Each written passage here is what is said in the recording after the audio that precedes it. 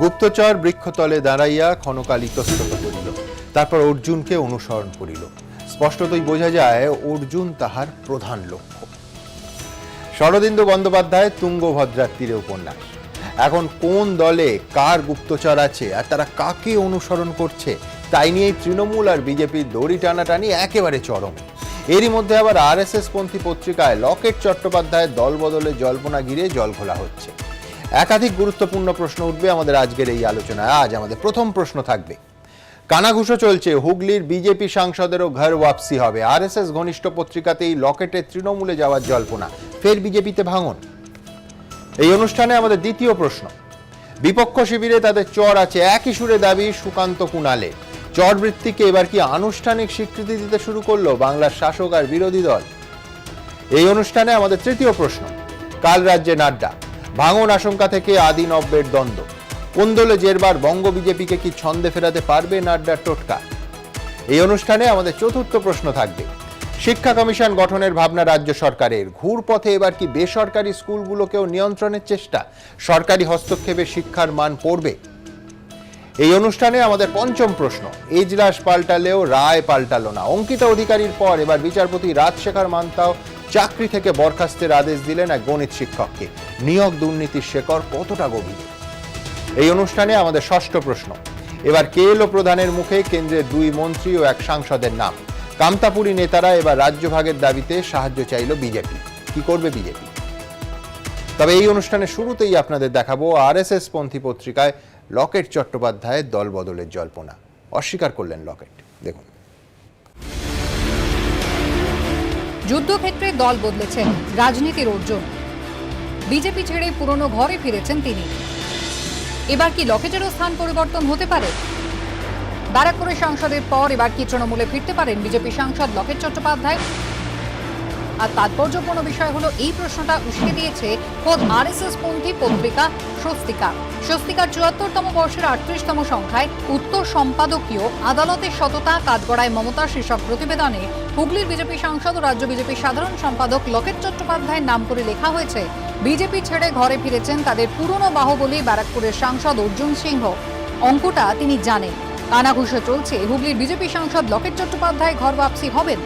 আর খোদ আরএসএস পন্থী পত্রিকা স্বস্তিকার এই লেখা বঙ্গ রাজনীতিতে লাগাতার লেগে থাকা দলবদলের আবহে নতুন গুঞ্জন তৈরি করেছে, জানিয়ে দলের একাংশের বিরুদ্ধেই বিস্ফোরক অভিযোগ করেছেন লকেট।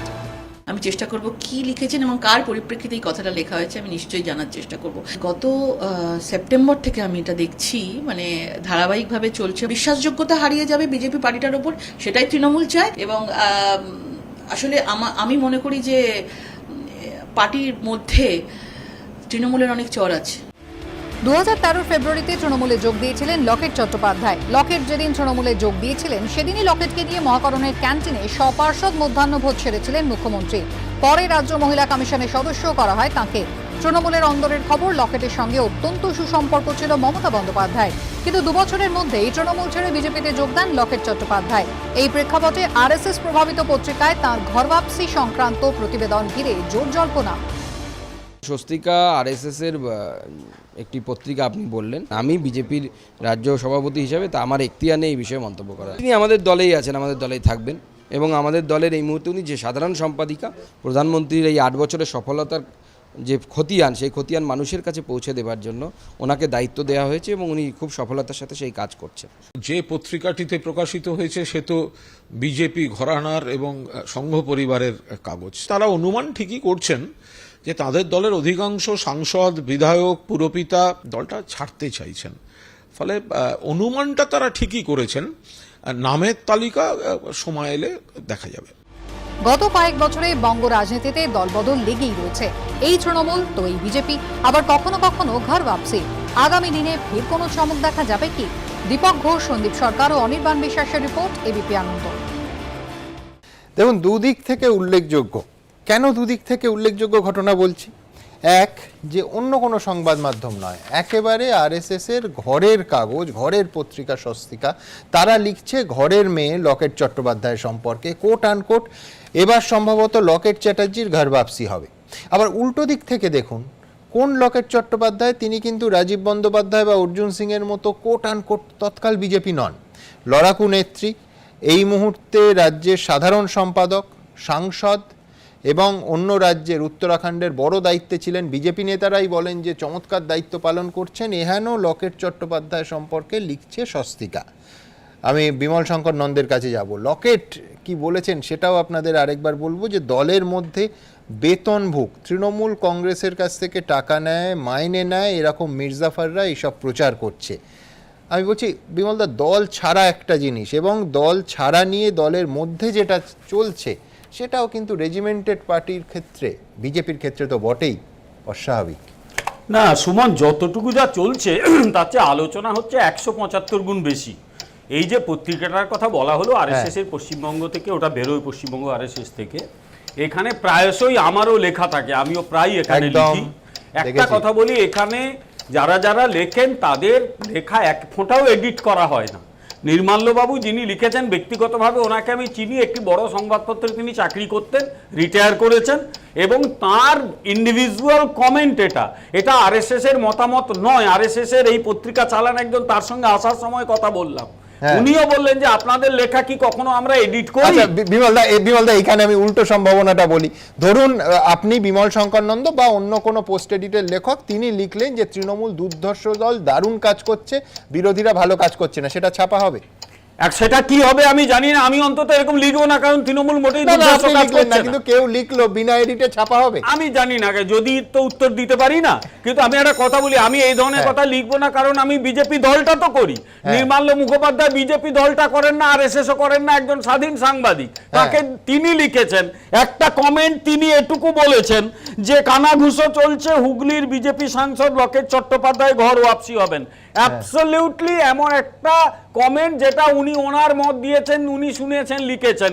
আমি মনে করি না কোথাও এখানে লকেট চট্টোপাধ্যায় বিজেপি ছেড়ে তৃণমূলে চলে যাবেন সেটা বোঝানো হচ্ছে, অন্তত বাংলাটা আমি এটা ধরছি। এক, দ্বিতীয় কথা হচ্ছে, লকেট চট্টোপাধ্যায়ের সঙ্গে আমার যে বিরাট আলাপ আছে তা নয়, তবে আলাপ একটু একটু আছে।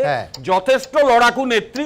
তিনি যখন দলে গেলেন, অনেকেই, অনেক বড় বড় সাংবাদিক, সংবাদ জগতের কিছু জ্যাঠামশাই তারা প্রশ্ন করেছে লকেট চট্টোপাধ্যায় আবার রাজনীতি কি করবে, কিন্তু লকেট চট্টোপাধ্যায় এটা প্রমাণ করেছেন উনি রাজনীতিটা ভালো বোঝেন এবং যথেষ্ট ভাবনা চিন্তা দিয়ে রাজনীতিটা করতে পারেন। ঠিক, আমি আপনার সঙ্গে একমত বিমলদা। সেই জন্যই তো আমি আর আপনি এই নিয়ে কথা বলছি। বিশ্বজিৎ দেব হাসছেন, আমি জানি না উনি স্বস্তিকাতে লেখা দেবেন কিনা, আর বিশ্বজিৎ বাবু সেই লেখা আনএডিটেড বেরোবে কিনা। উনি একটু মিটিমিটি হেসে কি ধরনের কথাবার্তা বলেন, এই ধরনের কথাবার্তার কোনো উত্তর দেওয়ারই আমার প্রয়োজন নেই।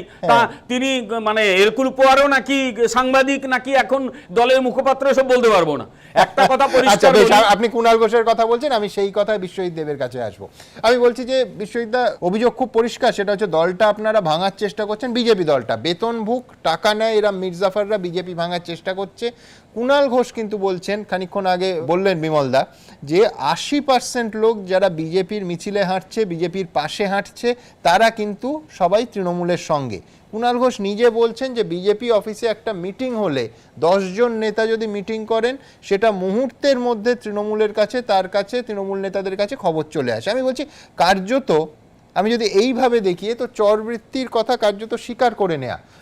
আমি যদি এই সিদ্ধান্তে আসি বিশ্বজিৎদা, যে এখন মতাদর্শের লড়াই তৃণমূলের সঙ্গে বিজেপির যত না, তার থেকে চর পাঠিয়ে বিজেপি দলটা ভাঙতে চাইছে তৃণমূল কংগ্রেস। বিশ্বজিৎদা, আমাদের চর পাঠিয়ে কোনো দলকে ভাঙার কিন্তু আমাদের দরকার পড়ে না, কারণ এই দলের নেত্রী মমতা বন্দ্যোপাধ্যায়, যার পেছনে জনসমর্থন আছে এবং সেটা উনি প্রমাণ করে দিয়েছেন এই 2021-এর নির্বাচনে। এবারে রইল লকেট চট্টোপাধ্যায়ের কথা, যে কথাটা উনি বলছিলেন। আজকে আরএসএসের একটি পত্রিকায় এই খবরটা বেরিয়েছে। এটা কিন্তু জাগো বাংলায় বেরোয়নি, বা এটা কিন্তু গণশক্তিতে বেরোয়নি, এটা আরএসএসের পত্রিকাতে বেরিয়েছে। যে অর্জুন সিং বুঝেছেন যে ব্যাপারটা কি হতে চলেছে এবং আগামী দিনে কি হতে পারে, উনি অঙ্কটা ভালো বোঝেন। আর লকেট চট্টোপাধ্যায়ের ব্যাপারে পরিষ্কার বলে দেওয়া হয়েছে যে কানাঘুষো চলছে। তো আমার বক্তব্য হচ্ছে যে একটা বক্তব্য প্রকাশ পেয়েছে আজকে এবং ছাপা হয়েছে আরএসএস এর পত্রিকায়, সেটা যদি কিছুটা সারবর্তা না থাকে তাহলে কিন্তু এটা হতে পারে না। এক, এবং দ্বিতীয় কথা হচ্ছে যে আরএসএস এবং বিজেপি তারা মনে করে যে তারা কিন্তু আজকে পার্টিটাকে ধরে রাখতে পারছে না এবং আজকে আমরা যদি দেখি একটা বিরাট বড় না প্রতিবাদ আমি সভা। বলছি আপনিই বলছেন যে দলে লকেট চট্টোপাধ্যায় না কি কোট আনকোট জল্পনা যাবেন, আপনিই বলছেন সারবত্তা আছে, তার মানে এরকম সম্ভাবনা আছে। সম্ভাবনা আছে মানে কি, তারা যে এটা আমাদের ভাঙাতে হবে না। আগামী দিনে যে বিজেপি যে 2021 সালের নির্বাচনের পর এবং বালিগঞ্জ এবং আসানসোলের উপনির্বাচনের পর বিজেপি যে ধীরে ধীরে ক্ষয় হচ্ছে বেশ সে তো দেখাই যাচ্ছে। কিন্তু আমি বলছি যে এই যে চরের বিষয়টা, বিশ্ববিদ্যা মানে কুণাল ঘোষ বলছেন যে একটা মিটিং হলে মুহূর্তের মধ্যে 10 জন নেতার ছোট্ট ক্লোজ ডোর মিটিং তিনি জেনে যাচ্ছেন, এটা তো তার মানে তো আপনারা স্বীকার করেই নিচ্ছেন যে চর আছে। আমাদের দরকার নেই। আমি তো প্রথমেই বললাম যে এই দলের নেত্রী মমতা বন্দ্যোপাধ্যায়, আমাদের কাউকে ভাঙানোর দরকার নেই। আজকে মমতা বন্দ্যোপাধ্যায়ের জনপ্রিয়তা এবং উন্নয়ন সেই দেখেই কিন্তু এরা আসছে। এবং আমি আপনাকে বলছি, মানে আপনি কি এইটা বলতে চাইছেন যে যারা আসতে চাইছে তারা আরো বেশি করে বিজেপির খবর দিচ্ছে? আমাকে একটু শেষ করতে দিন। আজকে হুগলিতে একটা প্রতিবাদ সভা হয়েছে, সেখানে সুকান্ত মজুমদার একটা বিরাট বড় প্রতিবাদ সভা করেছেন আজকে রাজ্য সরকারের বিরুদ্ধে। এবং ইন্টারেস্টিংলি আমরা দেখতে পাচ্ছি সেখানে কিন্তু লকেট চট্টোপাধ্যায় নেই, সেখানকার সাংসদ উনি কিন্তু আসানসোলে গিয়ে বসে আছেন। আজকে কিন্তু দেখতে হবে, আমাদেরকে দেখতে হবে যে কি চলছে 2021 নির্বাচনের পর কিভাবে ধীরে ধীরে বিজেপি শক্তিকর হচ্ছে। সতর্ক এবং তীক্ষ্ণ নজর রেখেছেন বিমল শঙ্কর নন্দ। আমি একটা কথা বুঝতে পারছি না যে তৃণমূল কংগ্রেস দলটা পলিটিক্যাল পার্টি না খোঁচড় পার্টিতে পরিণত হয়েছে। অপরের কাছ থেকে গোয়েন্দাগিরি করা, এটা কোন লেভেলের গোয়েন্দাগিরি? এটা জেমস বন্ড টাইপের গোয়েন্দাগিরি নাকি ও এরকুল পোয়ারো টাইপের গোয়েন্দাগিরি, আমি ঠিক জানি না। এই কাজ একটাই এদের, সেটা হচ্ছে চুরি।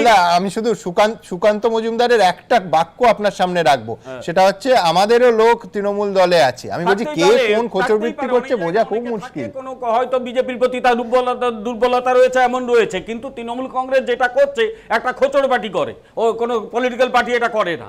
আরেকটা কথা হচ্ছে যে তৃণমূল কংগ্রেস এখন যেরকম ভাবে দুর্নীতিতে, চুরি জোচ্চুরি চিটিংবাজিতে ডুবে আছে, তাদের এগুলো দিয়েই নজর ঘোরানো ছাড়া আর কোনো কাজ নেই।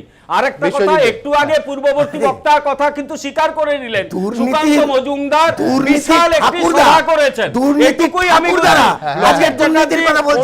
বিরাট সভা করেছেন বলেছেন। হ্যাঁ বিশ্বজিৎ বাবু, খুব দুঃখের ব্যাপার যে দুর্নীতির ঠাকুরদারা আজকে দুর্নীতির কথা বলছেন। বিশাল জনসভা করছে আজকে আমাদের কাউকে ভাঙানোর দরকার নেই। বিজেপি দলটা এমনিতেই 2021 পর ভাঙা আরম্ভ হয়ে গেছে। ও দুটো মাস ওয়েট করুন, কোথায় লুকোবেন না, রাস্তা পাবেন না। এই দল 4 মাস অপেক্ষা করুন, বেশি না। আপনার মনে পড়ে দুর্নীতির ঠাকুরদা এবং দুর্নীতির নাতি সবাই সমানভাবে পরিত্যাজ্য। আমি বলছি আমার পরের প্রতিবেদনটা নেওয়ার সময় হয়ে গেছে। আবার বলছি, লকেট চট্টোপাধ্যায় বলছেন বিজেপিতে তৃণমূলের মাইনে করা মির্জাফাররা আছেন, তারাই এই সব খবর ছড়াচ্ছেন এবং 2024-এর আগে সেই সব চরেরা ধরা পড়বেন। পাশাপাশি রুদ্রনীল ঘোষ এবং অগ্নিমিত্রা পাল তারাও এই ধরনের জল্পনা নিয়ে কি বলছেন দেখাবো।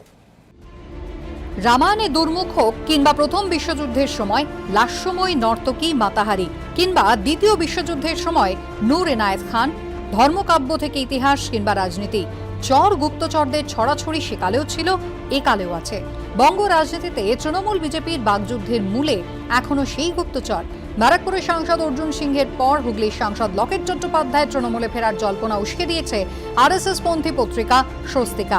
তার প্রতিক্রিয়া দিতে গিয়েই চর প্রসঙ্গে বিস্ফোরক মন্তব্য করেছেন লকেট।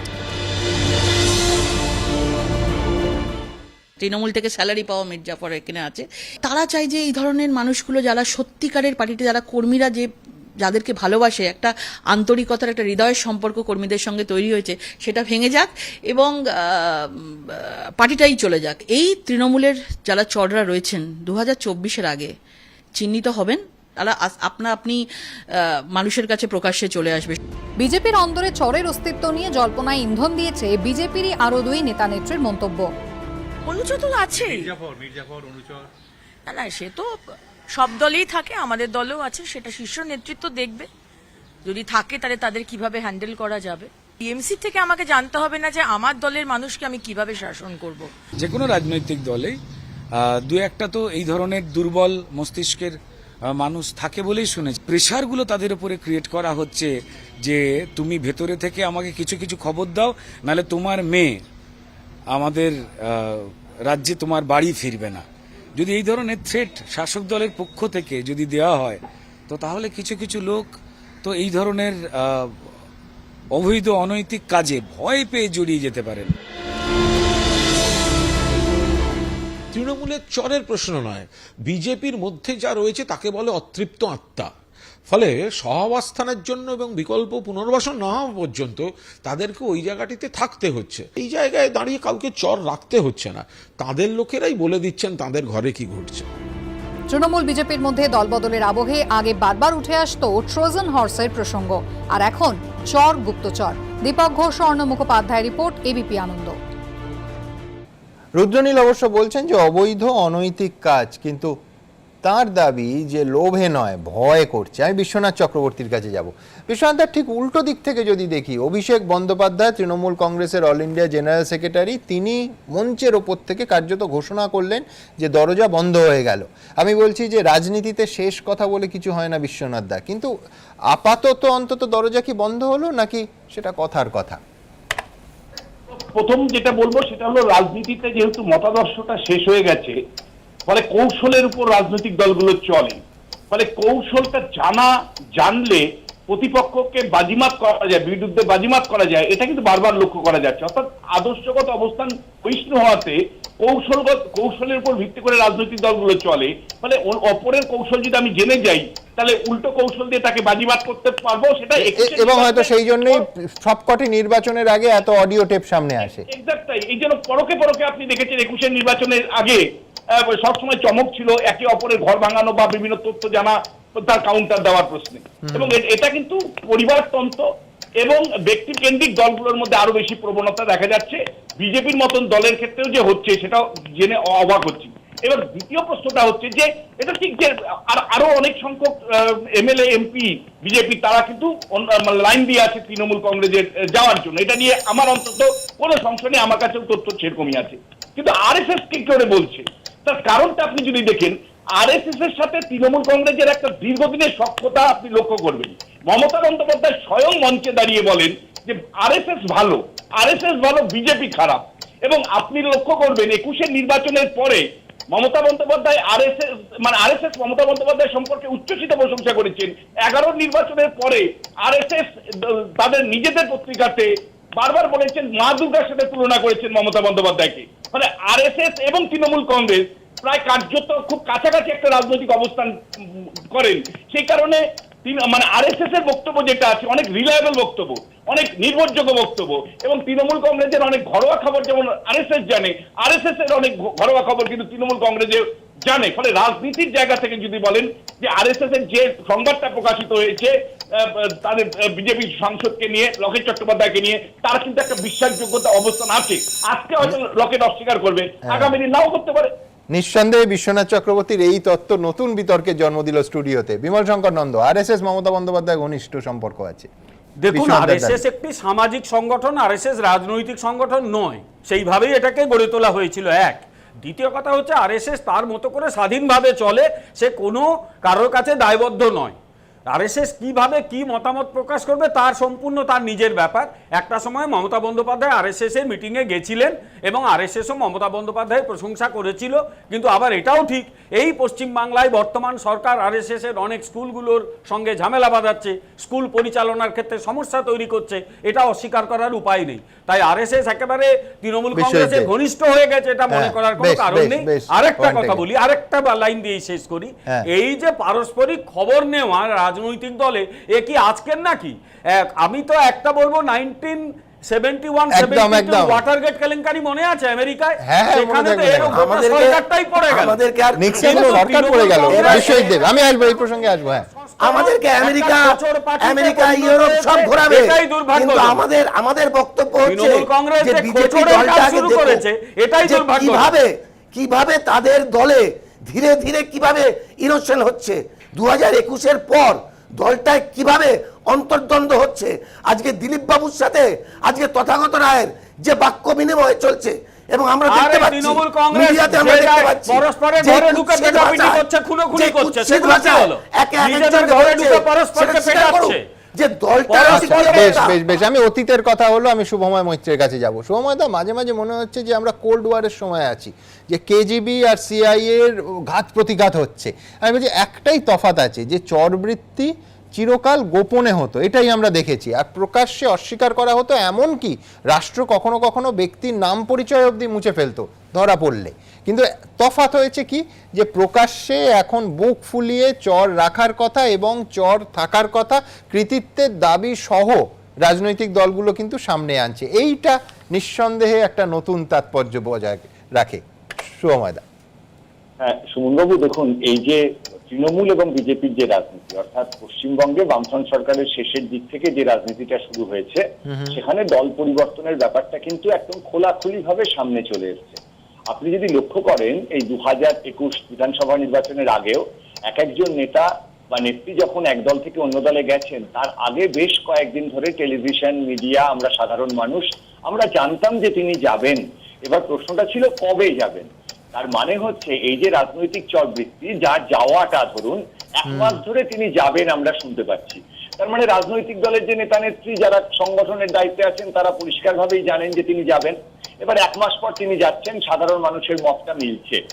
এটা অনেকটা সেরকম যে আমরা যখন বিদেশের ক্ষেত্রে দেখি বা অন্যান্য আমাদের দেশের ক্ষেত্রেও, ধরুন কোন একটা সামরিক অস্ত্র আছে যার পাসওয়ার্ডটা প্রধানমন্ত্রী বা এরকম রাষ্ট্রপতির কাছে আছে, সবসময় যখন তার পরিবর্তন হয় তখন আমাদের একটা খুব গুরুত্বপূর্ণ বিষয় থাকে, যেখানে আমরা বলি how to forget a secret. অর্থাৎ সেই প্রতিষ্ঠানের যিনি মাথায় ছিলেন তিনি যখন সরে যান, তাকে অনেক কিছু ভুলে যেতে হয়, এবং এটাকেই বলে নন ডিসক্লোজার এগ্রিমেন্ট গোছের একটা বিষয় আসে।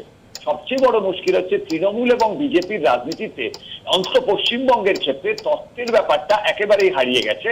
ফলে যে যার মতো করছেন, যে কোনো দলে চলে যাচ্ছেন, যা খুশি তাই বলছেন, এবং এই গোটা বিষয়টা একটা ছেলে খেলা বা খেলো রাজনীতির পর্যায়ে চলে গেছে। আজকে সত্যিকার মতো একটা দায়িত্বশীল মুখপত্র তাদের এই ধরনের একটা লেখা, যেখানে পরিষ্কার লকেট চট্টোপাধ্যায় মহাশয় সম্পর্কে এই লাইনটি লেখা আছে, তাদের যিনি এডিটার, সম্পাদক তো কেউ আছেন, তিনি একবার পড়ে দেখলেন না ওই পত্রিকায় আমি লিখলে কি ছাপানো হবে, যা খুশি তাই যদি লিখি। এই কথাটা কিন্তু বুঝতে হবে। আমি বলছি এটা অত্যন্ত দায়িত্ব জ্ঞানহীনতার পরিচয় একটা সংগঠন ভিত্তিক রাজনৈতিক দলের কাছ থেকে। আমি এখানে আমার পরের প্রতিবেদনটা রাখবো, যেটা কিন্তু এই রাজ্য রাজনীতির চরবৃত্তিটাকে একেবারে আন্ডারলাইন করে দিচ্ছে। তার কারণ একদিকে বিজেপির জগন্নাথ সরকার দাবি তুলছেন যে তৃণমূলের চর দলের মধ্যে রয়েছে। কুণাল ঘোষ বলছেন যে যারা আছেন তারা আসলে অ্যাপ্লিকেশন জমা দিয়েছেন, জমা দিয়ে অপেক্ষায় আছেন, তাই খবর দিচ্ছেন। আর কংগ্রেস, অধীর রঞ্জন চৌধুরী, তিনি কি বলছেন তাও দেখাবো। পাকিস্তানের আইএসআই থেকে ব্রিটেনের MI6, ইসরায়েলের মোসাদ থেকে আমেরিকার CIA, কিংবা একদা রাশিয়ার কুখ্যাত গুপ্তচর সংস্থা কেজিবি, বিভিন্ন দেশের গুপ্তচর সংস্থার নাম সারা বিশ্ব জানে। বঙ্গ রাজনীতিও এখন সরগরম এই চরবৃত্তি নিয়ে। খোদ বাংলার বিজেপি সাংসদের দাবিতে জোরালো সেই জল্পনা। এটা দলের অনুশাসনের ঘাটতির জন্য হচ্ছে, যারাই করুক, সে যদি সত্যিকারের সে তৃণমূলের চর, দলের কোনো বরিষ্ঠ কার্যকর্তা হোক, জনপ্রতিনিধি হোক, কেউ যদি ফেসবুক বা সোশ্যাল মিডিয়ায় ছাড়ে, নিশ্চিতভাবে সে বিজেপি হিতাকাঙ্ক্ষী নয়, সে তৃণমূলের দালাল। সেই শ্রেণীর লোককে আমি বলবো দল থেকে বহিষ্কার করা বা তাকে শাস্তি দেওয়ার ব্যবস্থা এটা প্রথমেই করা উচিত। রানাঘাটের বিজেপি সাংসদের এই মন্তব্য ঘিরেই বাগযুদ্ধে জড়িয়েছে বিজেপি তৃণমূল।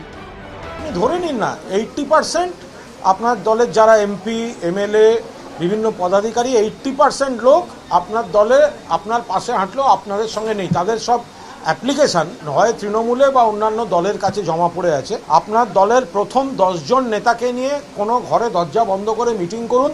মিটিং শেষ হলে আমায় ফোন করবেন, আমি বলে দেবো আপনাদের ঘরে কী কী আলোচনা হয়েছে। কুণালবাবু যে কথা বলেছেন, ওনার এই ট্যালেন্টকে দেশের কাজে লাগানো উচিত। ওনার এই চরবৃত্তির যে ট্যালেন্ট, এই ট্যালেন্টকে কাজে লাগানোর জন্য ওনার উচিত দেশের স্বার্থে এগিয়ে আসা, এবং বেশ কিছুদিন ভারতীয় যে গুপ্তচর সংস্থাগুলো আছে তাদের হয়ে পাকিস্তানে গিয়ে কিছুদিন কাজ করার জন্য ওনাকে আহ্বান জানাচ্ছি। তাতে দেশের মঙ্গল হবে, জনগণের মঙ্গল হবে। বিজেপির লোক অপেক্ষায় থাকে তৃণমূলের হাল একটু ভালো হলে যদি তৃণমূলে যাওয়া যায়, আবার তৃণমূলের লোক অপেক্ষায় থাকে বিজেপির হাল একটু ভালো হলে যদি বিজেপিতে যাওয়া যায়। ফলে দুজনেই দু পার্টিতে মাথা একটা RSS, দুজনেই দুজনের মধ্যে চর রেখে চলছেন। যখন যেখানে যেদিকে এপাং ওপাং ঝপাং, তারপর ড্যাং ড্যাং, হয় বিজেপি নয় তৃণমূল। বিজেপি পার্টি থেকে এত বড় চরবৃত্তি কার ক্ষমতা আছে? ডিজিটাল এসপিওলজি করে প্যাগেসাস দেখেছেন? প্যাগেসাস ব্যবহারের মাস্টারকে বিজেপি পার্টি। তো চরবৃত্তি তাদের সৃষ্টি, এ বাংলাতে এটা আছে আমরা জানি, কিন্তু এটাকে আরও ফাইন টিউনিং করছেন মোদি। প্যাগেসাস তার সব থেকে বড় উদাহরণ। পশ্চিমবঙ্গ সরকারও করে, পশ্চিমবঙ্গ সরকার ভাবে করে, পুলিশ দিয়ে, সিভিক পুলিশ দিয়ে, এমনি পুলিশ দিয়ে, পয়সা দিয়ে করবে। সব মিলিয়ে দলবদলের আবহে নতুন বিতর্ক উস্কে দিল বিজেপি তৃণমূলের চটচর্চা। অর্ণব মুখোপাধ্যায়, অরিত্রিক ভট্টাচার্য, সৌরভ বন্দ্যোপাধ্যায় রিপোর্ট, এবিপি আনন্দ। চরবৃত্তির অতীত থেকে বর্তমান, এখন একেবারে সরাসরি বর্তমানে চলে আসব। স্বপন দাসের কাছে যাব। স্বপন দা, বর্তমান, আগামীকাল জেপি নাড্ডা এই রাজ্যে আসছেন। 2021-এর হারের পর যেখানে বিজেপির আরও সংঘবদ্ধ হওয়ার কথা ছিল, সেখানে গোষ্ঠী, উপগোষ্ঠী, দল, উপদল, তার ভেতরে তরজা, দিলীপ ঘোষকে অন্য রাজ্যের দায়িত্বে, ইত্যাদি এবং ইত্যাদি। আমি বলছি, কিন্তু একটা জায়গায় কিছুদিন আগে অমিত শাহ মমতা বন্দ্যোপাধ্যায়ের উদাহরণ দিয়েছেন বলে সেদিনই এক বক্তা স্টুডিওতে বলছিলেন যে কেন মমতা বন্দ্যোপাধ্যায়ের কথা বললেন। আমি বলছি 2006টা কল্পনা করুন। 2006-তে তৃণমূল কংগ্রেসের রাজনৈতিক অস্তিত্ব একেবারে ম্রিয়মাণ অবস্থায় গেছিল সংখ্যার বিচারে। একদিকে বামফ্রন্ট 235, অন্যদিকে তৃণমূল কংগ্রেস 30। কিন্তু সেই 2007 অনওয়ার্ডস বামফ্রন্ট সরকারকে কার্যত তৃণমূল কংগ্রেস বিরোধী দল হিসেবে তিষ্ঠতে দেয়নি। আমি বলছি সেটা তো 30 জন এমএলএর তৃণমূল, আপনাদের তো 77 জন ছিলেন, কিন্তু সেই অবস্থায় নিজেদের মধ্যে লড়াই এবং গোষ্ঠীদ্বন্দ্ব, আক্রমণ, প্রতি আক্রমণ এবং তার সঙ্গে নবতম যোগ হয়েছে জল্পনা। এটা না করে যদি লড়াইটা তৃণমূলের বিরুদ্ধে হতো, তাহলে কি বিজেপিকে বিরোধী দল হিসেবে আরও একটু ভরসাযোগ্য লাগতো মানুষের? স্বপন দাস। কেন্দ্রীয় স্বরাষ্ট্রমন্ত্রী অমিত ভাই শাহ পশ্চিমবঙ্গ সফরে যে বক্তব্য রেখেছিলেন, আমি 100% সমর্থন করেছিলাম খুব খোলাখুলিভাবে।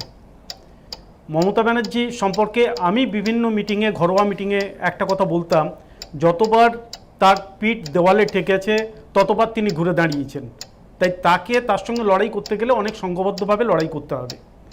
তো এখানে গোষ্ঠীদ্বন্দ্বের যে কথাটা বলা হচ্ছে, আমি গোষ্ঠীদ্বন্দ্বের তেমন কিছু দেখছি না। আর এমন কোনো রাজনৈতিক দল নেই যেখানে গোষ্ঠীদ্বন্দ্ব নেই। ভারতবর্ষের সমস্ত রাজনৈতিক দলের মধ্যে গোষ্ঠীদ্বন্দ্ব আছে। গোষ্ঠী বলে কিছু নেই, এটা হচ্ছে ক্ষমতায় একদল থাকে, একদল ক্ষমতার বাইরে থাকে, মানে দলের পদে থাকে, পদের বাইরে থাকে। তো পদের বাইরে যারা থাকে তাদের কিছু ক্ষোভ থাকে, তো স্বাভাবিকভাবে এটাকে গোষ্ঠী গোষ্ঠী বলা হয়। আমার মনে হয় এমন কোনো গোষ্ঠী নেই। যেটা আছে সেটা হচ্ছে 2021-এর নির্বাচনের পর পশ্চিমবাংলায় বিজেপির সংগঠনে কিছু তো খামতিও আছে, সংগঠন তো কিছুটা কমেছে। হ্যাঁ, এমন তো কিছু লোক তো তারা বসে গেছে বা কিছু লোক চলে গেছে, এমন হয়েছে। সেটাকে আবার সংঘবদ্ধ করে আবার যখন এই দল ঘুরে দাঁড়াবে, আজকে যারা বলছেন 80% লোক চলে আসবে, আজকে যারা বলছেন গোপন মিটিং, 10 জনের মিটিংয়ে কী আলোচনা হচ্ছে আমি বলে দিতে পারবো, কালকে দেখবেন উনিই আবার তৃণমূলের মধ্যে কি কি কথাবার্তা হচ্ছে উনি গিয়ে আগে বলে দেবেন যে বিজেপি তোমরা শুনে রাখো, তৃণমূল কিন্তু এইগুলো করছে। এবং এই সন্দেহের বাইরে কেউ নয়। আপনাদের এই চ্যানেলে আসেন বা একজন রাজনীতিবিদের নাম আপনারা জানেন ভালো করে, যিনি সবসময় মুখ্যমন্ত্রীকে ব্যঙ্গ করে মাননীয় বলতেন। আবার এই তৃণমূল সরকার তাকে জেলেও পাঠিয়েছিল। সেই রাজনীতিবিদ কিন্তু এখন তৃণমূলের সহসভাপতি হচ্ছে। সেই জন্য দলে কে কোন দলে যাবেন, কোন দলে থাকবেন, কি করবেন, এটা কাউকে কিছু বলার নেই। আজকের ব্যারাকপুর বেল্টে যদি বিজেপির সংগঠন কমে বা বিজেপি যদি ওখানে সিটগুলো না পায়, হারে, তার একজনই দায়ী। আমি সেটা বলেছিলাম, সে অর্জুন সিং। কারণ অর্জুন সিং ওখানে হিন্দিভাষী আর বাংলাভাষী ভাগ করে দিয়েছিলেন, আর অর্জুন সিং এর ট্র্যাপে বিজেপি পড়েছিল বলে বিজেপির অবস্থা খারাপ হয়েছিল। বিজেপি ঘুরে দাঁড়াবে যেদিন ঘুরে দাঁড়াবে। সর্বভারতীয় রাজনৈতিক দল, স্বপনদা আপনিও বলছেন, আমিও শুনছি, আমরাও শুনছি, তাই এত অসহায় যে অর্জুন সিং ব্যারাকপুরে বিজেপির ফল খারাপ হলে অর্জুন সিং দায়ী, বিজেপির কোনো দায় নেই যে ভুল লোককে ভুল সময় বেছে নিয়ে নেতার আসনে বসানো। দায় এবং দায়িত্ব দুটোই বিজেপি। দায়িত্ব নিশ্চয়ই আছে। ভুল লোককে চেনাটা, মানুষ চেনাটা একজন নেতার কাজ। নেতৃত্ব ভুল করেছিল, ভুল লোককে চিনেছিল, এ তো বরাবর, এটা অস্বীকার করা এবং সেটা কালেকটিভ রেসপন্সিবিলিটি, ব্যক্তি, হ্যাঁ, একজন ব্যক্তির ব্যাপার না। আমি অবশ্য, আপনারা এই অনুষ্ঠানের ফরম্যাট জানেন, ঠিক উল্টো পাটটা নিয়ে আমি সুমন বন্দ্যোপাধ্যায়ের কাছে যাব। সুমনবাবু, আমি বলছি যে ভারতবর্ষের আমার মনে হয় সব থেকে সৌভাগ্যবান দল হচ্ছে, সৌভাগ্যবান রাজনৈতিক দল তৃণমূল কংগ্রেস। তার কারণ গত 6 মাসে, তারও যদি আরেকটু এগিয়ে আসি, 4 মাসে একটার পর একটা ইস্যু এসছে। আমি ছোটোখাটো ইস্যু ধরছি না, রামপুরহাট, হাঁসখালি, ঝালদা, এসএসসি দুর্নীতি, একদম পরপর। একবার ভাবুন যে এই চারটে একসঙ্গেও হতে হবে না সুমনদা, এই চারটের একটা ইস্যু রাজ্যে দেখা দিয়েছে এবং সেই মুহূর্তে এই রাজ্যের বিরোধী নেত্রীর নাম মমতা বন্দ্যোপাধ্যায়। আমি বলছি রাজ্য বিরোধী আন্দোলনে উত্তাল হতো, স্তব্ধ হতো, কিন্তু আমি বলছি এই জন্য আমি বলছি সৌভাগ্য, তৃণমূল কংগ্রেসের সৌভাগ্য যে মমতা বন্দ্যোপাধ্যায়ের মতো কেউ বিরোধী দলের নেতৃত্বে নেই। এবং আমাদের গোটা সন্ধ্যের একটা বড় অংশ ধরে চর্চা করতে হচ্ছে যে বিরোধী দলের মধ্যে কে যাবেন, কে থাকবেন, সেই নিয়ে জল্পনা ইত্যাদি নিয়ে। আমি বলছি যখন বিরোধী দল এত বড় ইস্যু নিয়ে রাস্তায় নামার কথা, এই চারটে ইস্যুর যে কোনো একটা ইস্যু মমতা বন্দ্যোপাধ্যায় পেলে কি হতো একবার কল্পনা করবেন। না দেখুন, একটু আগে আপনি কিংবদন্তি মাতাহারির কথা বললেন, কিন্তু প্র্যাকটিক্যালি বিজেপিতে এখন যেটা চলছে সেটা হচ্ছে অবসাদে হারিকিরি। মানে প্র্যাকটিক্যালি যারা ধরুন যোগদান মেলা করেছে, চার্টার্ড ফ্লাইট নিয়ে যারা যোগদান করিয়েছে, তাদেরই তো উত্তর দিতে হবে কেন এই পরিস্থিতি। আপনি ধরুন যদি বাড়ির স্বাস্থ্য ভালো না হয়, বাড়ির দেওয়াল ঠিক না থাকে, বাড়ির মেঝে যদি ঠিক না থাকে, তবেই তো গৃহ পরিবর্তনের কথা ভাবে। তাহলে খুব স্বাভাবিকভাবে 21-এর আগে যে অনেকে তৃণমূলের গৃহটা পরিবর্তনের কথা ভাবলেন, বাড়ির স্বাস্থ্য তখন ঠিক ছিল না। আমি তো সেটাই বলছি, মানে সেই গতিটা তো 2021-এ পূরণ হয়নি। 200 পার তারা 77-এ থেমেছেন, এখন কোথায় আছেন আমি জানি না। তাই যে একটু আগে লকেট দেবী বলছিলেন যে মির্জাফরদের কথা, মির্জাফরের আবার তারা ফিরে এসেছেন, এবার বাড়ির গ্যারেজে থাকবেন না দোতলায় উঠবেন আপনারা বলতে পারবেন। যুক্ত করুন, শুধু মির্জাফররা নয়, জয়চন্দ্ররাও ভারতবর্ষের ইতিহাসে রয়েছেন। আমি বলছি বর্তমান অবস্থা কি, 2021-এর নির্বাচনের পরে প্র্যাকটিক্যালি বিজেপি এই মুহূর্তে তারা 18টা আসন কমে দাঁড়িয়েছিল 10-এ, তাহলে সেই 18টা আসনের 2টো কমে এখন 16, আর 10টা কমে হচ্ছে 8, অর্থাৎ পায়ের নিচে জমি আলগা হয়ে গেছে। ফলে খুব স্বাভাবিকভাবে যে তথ্যগুলো আমরা পাঠাচ্ছিল বিজেপি বারবার কেন্দ্রীয় নেতৃত্বের কাছে, আপনাদের স্মরণে আছে একাধিক অনুষ্ঠান আপনারা করেছিলেন যে যখন দিলীপ ঘোষ এবং মুকুল রায়ের মধ্যে একটা বিবৃতি সংঘাত হয়েছিল, যে যখন মুকুল রায় বলেছিলেন বিজেপির মিটিংয়ে দাঁড়িয়ে যে যা রিপোর্ট পাঠানো হয়েছে সেই রিপোর্ট সঠিক নয়, সেটা কিন্তু বাস্তবে বাস্তবে প্রমাণিত হয়েছে 2021-এর নির্বাচন এবং পরবর্তীকালে আসানসোল বালিগঞ্জের উপনির্বাচনে। আপনি আজকে শুধু লকেট চট্টোপাধ্যায়ের কথা বলছেন, আরে খগেন মুর্মুও তো রয়েছে। এই তো গতকাল বিরোধী দলনেতা লোডশেডিং অধিকারী তিনি উত্তর মালদায় গিয়ে মিটিং করেছেন, পাশে খগেনবাবুকে বসিয়ে বলছেন যে খগেনদাকে নিয়ে আর বোধহয় কথা হবে না, বোধহয় কথা হবে না। তাই খগেন মুর্মু তিনি তো উত্তর মালদার বিজেপি এমপি, তাহলে তার 7টি সিটের অবস্থা কি? 4টে হেরেছে, 3টে জিতেছে। আমার কথা হচ্ছে পরিষ্কার কথা যে রাজ্যে ক্রমশ জমি হারিয়েছে যারা। বিমল শঙ্কর নন্দ, খগেন মুর্মুর প্রতিবেদন দেখাবো। বিমল শঙ্কর নন্দ, খগেন মুর্মু বা লকেট চট্টোপাধ্যায় তাদের মতামত পরিষ্কার করে জানিয়ে দিয়েছেন। আমি একটা কথা বলি সুমন, প্রশ্নটা ছিল যে এ রাজ্যে তৃণমূল কংগ্রেস লাকি কিনা। আমি আবার বলছি একটা কথা, উত্তরটা সুমন দিল না, কারণ দেওয়ার নেই কিছু। তৃণমূল কংগ্রেসের নেত্রী মমতা বন্দ্যোপাধ্যায় যে আন্দোলনগুলো 2000 সাল থেকে 2011 বা 2005 থেকে 11 করেছিলেন, 6 থেকে 11 আমরাও সমর্থন করেছিলাম, তার কারণ সিপিএমের বিরুদ্ধে এইরকম আন্দোলনের দরকার ছিল। কিন্তু এটাও তো ঠিক যে আন্দোলনগুলো তিনি 1984 থেকে করে এসেছেন, কোনো গণতান্ত্রিক সমাজ সেই ধরনের আন্দোলনকে পারমিট করে কিনা। আর আমাদের পক্ষে ওই রকম রাস্তায় গড়াগড়ি খাওয়া আন্দোলন, পুলিশকে পিটিয়ে আন্দোলন, পুলিশের ঘাড় ধাক্কা বার করে দিয়ে তার চেয়ারে বসা আন্দোলন, সেগুলো করা সম্ভব কিনা।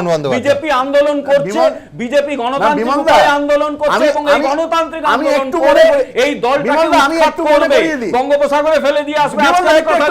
বলতে দিন একটু, সেটা হচ্ছে আপনাকে একটু মনে করিয়ে দিই, আপনি মমতা বন্দ্যোপাধ্যায়ের সঙ্গে বিজেপি দলের তুলনা করবেন না। কেন তুলনা হয় না? রাজনৈতিক অভিজ্ঞতা, হ্যাঁ তুলনাই হয় না। আমি তো এই জন্যই বলছি যে বিজেপির সঙ্গে তুলনা হয় না, ওনার সঙ্গে 40 বছরের রাজনৈতিক অভিজ্ঞতা যার রয়েছে তার সঙ্গে আপনি কি করে তুলনা করবেন? বিজেপিতে গন্ডগোলটা কিসের? গন্ডগোল হচ্ছে 6 মাস বড় না 2.5 বছর বড়। আজকে ধরুন এই যে দিলীপ ঘোষ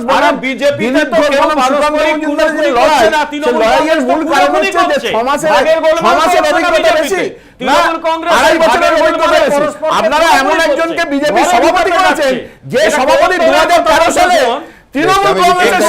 তার আগে দ্রুত, যেহেতু খগেন মুর্মুর কথা উঠলো, খগেন মুর্মু এবং সৌমিত্র খাঁ, যার নামটাও খুব কৌশলে তৃণমূলের দিক থেকেই ভাসিয়ে দেওয়া হয়েছে, এবং অবশ্যই এক্স্যাক্টলি যে বক্তব্যের কথা সুমন বন্দ্যোপাধ্যায় খানিকক্ষণ আগে বললেন, ঠিক কি বলেছেন খগেন মুর্মুর সম্পর্কে বিজেপি নেতারা, দেখাবো। আরএসএস পন্থী পত্রিকা স্বস্তিকার উত্তর সম্পাদকীয় প্রতিবেদন ঘিরে যখন হুগলি সাংসদ ও বিজেপির সাধারণ সম্পাদক লকেট চট্টোপাধ্যায় তৃণমূলে ফেরার জল্পনা তুঙ্গে, তখন দলবদল প্রস্তাব নিয়ে চাঞ্চল্যকর দাবি করেছেন মালদা উত্তরের বিজেপি সাংসদ খগেন মুর্মু। ওরা বলেছিলেন যে ক্যাবিনেট মিনিস্টার করবেন, 10টা চাকরি দেবেন, এবং ওরা বলেছিলেন যে এখানে যে আপনি যা চাইবেন, আপনার আর্থিক দিক থেকে যত চাইবেন ততটাই দেওয়া হবে। এই প্রস্তাবটা কে দিয়েছিলেন? এইটা হচ্ছে তৎকালীন তৃণমূল কংগ্রেসে ওই সময়তে যোগদান করেছিলেন, এমএলএ ছিলেন মুর্শিদাবাদের, তিনি আমার কাছে গেছিলেন 2019 সালের মার্চ মাসের 10 তারিখ। ওর স্বামীও ছিলেন, উনি নিজেও ছিলেন, দুজন মিলেই অফারটা দিয়েছিলেন। মহিলা বিধায়ক, তৃণমূলের মহিলা বিধায়ক, কংগ্রেস থেকে তৃণমূলে যোগদান করেছে।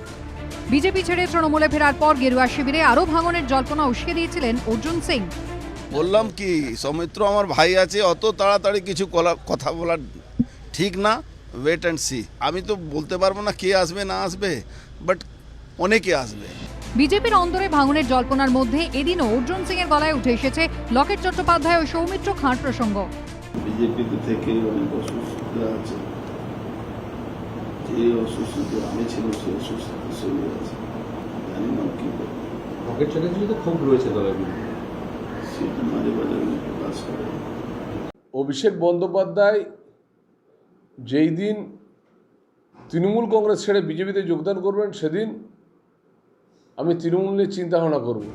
পশ্চিম বর্ধমানের এক বিজেপি বিধায়ক ও উত্তরবঙ্গের এক তরুণ বিজেপি বিধায়কের দল বদলের সম্ভাবনা নিয়েও রাজনৈতিক মহলে জোর আলাপ আলোচনা চলছে। আর এর মধ্যেই বিজেপিতে ভাঙন ও তৃণমূলে যোগদানের সম্ভাবনার এই রাজনীতি নিয়ে কটাক্ষ ছুঁড়ে দিয়েছে সিপিএম। মালদা অথবা বিষ্ণুপুরে যাদের কথা আসছে তারা অন্য দলে ছিলেন, সেখান থেকে বিজেপিতে এসেছিলেন। এটা বিজেপি আর তৃণমূলের মধ্যে স্বাভাবিক গতান্তর বলেই যেন এখন পশ্চিমবাংলায় সবাই বুঝতে পারছেন।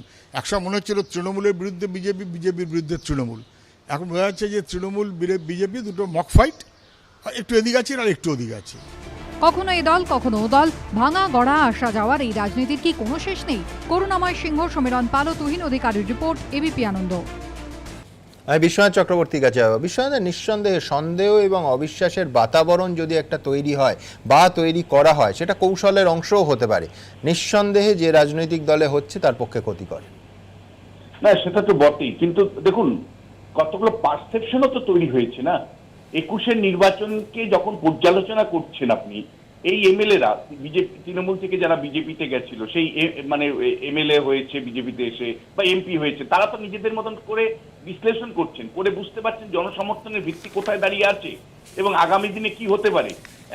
একটা দল সেখানে 35 থেকে 36% সংখ্যালঘু ভোটার এর সমর্থন না পেলে সেই দলটা আদত আগামী নির্বাচনে কোথায় গিয়ে দাঁড়াবে সেটা তো বুঝতে হবে।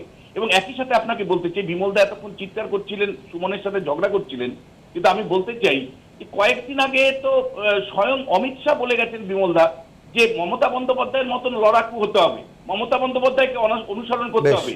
যদি মমতাকেই অনুসরণ করতে হয় তাহলে বিজেপিটা করবে কেন মানুষ? মানুষের কাছে যাবে। আমি বুঝতে পারছি না অমিত শাহর কথার পার্সপেক্টিভ বা প্রেক্ষাপটটা কেন ধরতে পারছে না, কারণ সবকিছু এত বিশ্লেষণ করে এইটা বিশ্লেষণ করতে পারছে না কেন? আমিও তো এখানে বললাম 2005 থেকে 2011 মমতা বন্দ্যোপাধ্যায়ের লড়াইটাকে আমি সম্মান করি, তা বলে এখন যে প্রশাসনিক মানে পশ্চিমবাংলায় নৈরাজ্য চলছে সেটাকে সমর্থন করতে হবে না, তার তো বিরোধিতা করবই। আসলে যেটা ঘটছে পশ্চিমবাংলায়, আমি একটা কথা বলে শেষ করব। আমি একটু শেষ করি। সিপিএমের নেতা যখন বলেন যে তৃণমূল কংগ্রেস এবং বিজেপির দলবদল, ওনাকে আপনার সাংবাদিক মনে করিয়ে দিতে পারতেন যে ওনাদের দক্ষিণ 24 পরগনার একজন নেতা তিনি তৃণমূলে এসে মন্ত্রী হয়েছিলেন, ফলে দলবদল ওনার দল থেকেও ঘটেছে। তাই সিপিএম সাধুপুরুষ নয়, তৃণমূল কংগ্রেস ইচ্ছে করে এটা বাজারে ছাড়ছে নিজেদের এই চুরি রাখার জন্য। পরিসংখ্যানে আসেন না বিমলদা, আমি বলছি আপনি উদয়ন গুহ বা বামফ্রন্ট ছেড়ে যাওয়া কয়েকটা হাতে গোনা নাম, আমি বলছি পরিসংখ্যানে আসে না। বিমলদা এক মিনিট, বিশ্বজিৎ, হ্যাঁ বলুন আরেকবার। না, আমি বিমলদার প্রশ্নের উত্তরে বললাম, আপনি হাত তুলছিলেন। হ্যাঁ, আমি তো আবারও বলছি যে অমিত শাহ যে কথাটা বলেছেন সেটা কিন্তু ঠিক মতো উনি ইন্টারপ্রেট করলেন না। অমিত শাহ যেটা বলেছেন সেটা পরিষ্কারভাবে অমিত শাহ মেনে নিয়েছেন। না, না, এখানে আপনার মমতা private secretary না, মমতা ভুল বলছেন, বন্দ্যোপাধ্যায় যার দ্বারা আপনি ব্যাখ্যা করে একমাত্র দিচ্ছেন। নেত্রী। আরে আমার বলে আপনি ব্যাখ্যা করে দিচ্ছেন। অমিত শাহ মেনে নিয়ে বিজেপি কর্মীদের বলেছেন যে তৃণমূল করার জন্য। আমাকে একটু বলতে দেবে যা করছে এটা যা করছে সুমন আমাকে একটু বলতে দেবে, সুমন আমাকে একটু বলতে দেবে। হ্যাঁ, সুমন স্বপন দাস, এদের সেই স্বপন এদের দাস, সেই স্বপন দাস। যোগ্যতা নেই। বিশ্বাস সেই করবেন না। যোগ্যতা নেই। অমিত শাহের বক্তব্যের কোনো মেডিসি আমার টেবিলে নেই, স্বপন দাসের টেবিলে আছে মনে বোধহয়। হচ্ছে অমিত শাহ কোন পরিপ্রেক্ষিতে কি বলেছিলেন এটা বিশ্বজিৎ দাও শোনেননি। অমিত শাহ যেটা বলেছিলেন সব না, না, 356 ধারা, 355, রাষ্ট্রপতি শাসন, সিবিআই আরো এফেক্টিভলি কাজ করুক, এই বিভিন্ন বিষয় নিয়ে যখন বিভিন্ন নেতারা তার উপর চাপ দিচ্ছিলেন বা তাকে বলছিলেন, সেই পরিপ্রেক্ষিতে বলেছিলেন, সেই পরিপ্রেক্ষিতে তিনি বলছিলেন যেখানে লড়াই করে আপনাদেরকে দাঁড়াতে হবে, লড়াই করে ঘুরে দাঁড়াতে হবে, যেমন ভাবে মমতা ব্যানার্জি ঘুরে দাঁড়িয়েছে আপনাদেরকেও ঘুরে দাঁড়াতে হবে লড়াই করে। এই কথাটা বলেছিলেন। বেশ, আমি এত কথার মাঝে আপনারা কি বলছেন? আপনারা জানেন আমাদের ভেরিফাইড টুইটার এবং কু অ্যাকাউন্ট, সঙ্গে সুমন @সুমন দে। অসংখ্য মন্তব্যের মধ্যে বেশ কয়েকটা মন্তব্য নেওয়ার চেষ্টা করব। অনিন্দ পাল তিনি লিখছেন, মির্জাফাররা যে বিজেপিতে আছে তা পরোক্ষভাবে স্বীকার করে নিচ্ছেন হুগলির সাংসদ। গৌতম সাধুকা লিখছেন, গুপ্তচর বাঁচতে গিয়ে শেষে ঠক বাঁচতে গাঁও উজাড় না হয়। শুভজিৎ ব্যাপারী লিখছেন, রাজ্য বিজেপিতে কোন্দল, ভবিষ্যতে কমার লক্ষণ দেখছি না। প্রিয়াঙ্কা মজুমদার লিখছেন, চরবৃত্তি নিয়ে সরাসরি দু দলের মধ্যে সদম্ভ ঘোষণা, রাজনীতির মানটা কোথায় নামছে। অতীশচন্দ্র ভাওয়াল লিখছেন, অভিমানী নেতা নেত্রীদের মান ভাঙানো দিল্লির নেতাদের বড় কাজ। সৈকত বর্মন লিখছেন, দলে কোন্দলের গড্ডা, একা কি করবেন নাড্ডা। আর আগামীকাল জেপি নাড্ডা এই রাজ্যে আসছেন, তার সামনে বড় চ্যালেঞ্জগুলো কি কি, তার কর্মসূচি বাকি দেখুন তো। প্রথমে বিধানসভা ভোটে 200 আসনে স্লোগান দিয়ে 77টি আসনে থেমে যাওয়া, তারপর থেকে একের পর এক বিধানসভা উপনির্বাচনে হার, দিনহাটা ও শান্তিপুর আসন ধরে রাখতে না পারা, কলকাতার পুর নির্বাচনে প্রাপ্ত ভোটের নিরিখে তৃতীয় স্থানে চলে যাওয়া, শিলিগুড়ি, আসানসোল, চন্দননগর ও বিধাননগর কর্পোরেশনের ভোটে পরাজয়, রাজ্যের 108টি পুরসভার নির্বাচনেও শূন্য হাতে ফেরা, আসানসোল লোকসভা আসন হাতছাড়া হওয়া। বাংলায় বিজেপির এই বেহাল অবস্থার মধ্যে গোদের ওপর বিস্ফোরার মতো যন্ত্রণা বাড়িয়েছে একাধিক বিধায়ক ও সাংসদের তৃণমূলে যোগ দেওয়া। জেলা স্তরে নতুন কমিটি নিয়ে জেলায় জেলায় বিক্ষোভ এবং পদত্যাগের হিড়িক, দলের শীর্ষ নেতাদের একাংশের মধ্যে কার্যত বাগযুদ্ধ, এরই মধ্যে আরও ভাঙন জল্পনা। এই প্রেক্ষাপটে মঙ্গলবার রাজ্যে আসছেন বিজেপির সর্বভারতীয় সভাপতি জগৎ প্রকাশ নাড্ডা। সূত্রের খবর, মঙ্গলবার রাত 9টা নাগাদ কলকাতা বিমানবন্দরে নামবেন নাড্ডা। বুধবার সকাল 11টায় চুঁচুড়ায় একটি অনুষ্ঠানে অংশ নেবেন। দুপুরে দলের একাধিক বৈঠকে যোগ দেবেন বিজেপির সর্বভারতীয় সভাপতি। বৃহস্পতিবার দলের সাংসদ, বিধায়ক ও রাজ্য বিজেপির পদাধিকারীদের নিয়ে বৈঠক করবেন তিনি। দুপুরে দলের কর্মী সম্মেলনে ভাষণ দেবেন। কলা মন্দিরে নাগরিক সম্মেলনেও যোগ দেওয়ার কথা রয়েছে জেপি নাড্ডার। সম্প্রতি অমিত শাহ বাংলায় এসে মেগা বৈঠক করেছিলেন, এবার নাড্ডা। অর্থাৎ আগামী বছর পঞ্চায়েত ভোটের আগে বিজেপি শীর্ষ নেতৃত্বের নজর এখন বাংলা সংগঠনের দিকে। কিন্তু রাজনৈতিক মহলে প্রশ্ন হলো, কোন জাদুমন্ত্রে কার্যত বেহাল বঙ্গ বিজেপি ঘুরে দাঁড়াতে পারবে? ঘুরে দাঁড়াবার প্রশ্ন কোথা থেকে আসছে? এই বিপরীত পরিস্থিতিতে এই প্রবল সন্ত্রাসের মধ্যে চূড়ান্ত প্রশাসনিক অসহযোগিতা, মিথ্যা মামলায় ফাঁসানো, কর্মীদের ভিন রাজ্যে পাঠিয়ে দেওয়া, 56 জন খুন, ধর্ষণ, রাহাজানি, পেশা কেড়ে নেওয়া, জীবিকা কেড়ে নেওয়া, তারপরেও তো দল আছে, দল চলছে, চিন্তার কোনো কারণ নেই। একজন রাজনৈতিক পর্যটক আসবেন, দেখবেন, কিন্তু তার কোনো প্রভাব পড়বে না। এবং আমি তো নাড্ডা সাহেবকে একটু অনুরোধ করব যে আপনি যাদের সঙ্গে মিটিং করবেন একটু নাম ঠিকানাগুলো ঠিকঠাক লিখে রাখবেন। 3 মাস বাদে কিন্তু তারা আপনার দলে থাকবে কিনা তার কোনো ঠিক ঠিকানা নেই। শ্যামাপ্রসাদ মুখার্জির জনসংঘ তাও তো পশ্চিমবাংলায় মাথা তুলতে পারেনি। মমতা ব্যানার্জির বদান্যতায় বিজেপি খানিকটা মাথা তুলেছিল। এখন আরএসএস কি চাইছে যে তৃণমূলের সঙ্গে একটা লড়ালড়ি করে বিজয়ী বাড়ুক, নাকি চাইছে বিজেপির সেকেন্ড হোম হিসেবে তৃণমূলটা থেকে যাক? যদি আরএসএস সেটা মনে করে থাকে তাহলে জেপি নাড্ডার কথা চলবে কেন? বৃহস্পতিবার দিল্লি ফিরে যাবেন জেপি নাড্ডা। দীপক ঘোষ, অর্ণব মুখোপাধ্যায় ও অনির্বাণ বিশ্বাসের রিপোর্ট, এবিপি আনন্দ।